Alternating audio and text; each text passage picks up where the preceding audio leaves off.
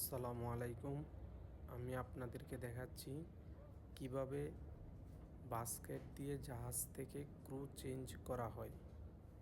এই যে yellow colour যে রাউন্ড শেপের জিনিসটা দেখতে পারতেছেন, সেটাকে আমরা নর্মালি বাস্কেট বলি। এই একটা গ্রুপ অলরেডি চলে আসছে, আমি অলরেডি সাপ্লাই বোর্ডে আছি। সেকেন্ড গ্রুপটাই চলে আসতেছে। তো এই সেকেন্ড গ্রুপ অলরেডি তারাও চলে আসছে।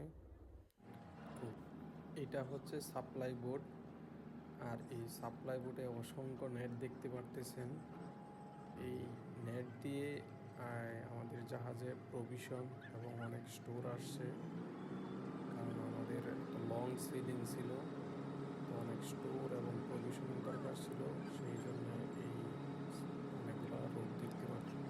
আপনারা অলরেডি দেখতেছেন সাপ্লাই বোট অলরেডি স্টার্ট করে দিয়েছে।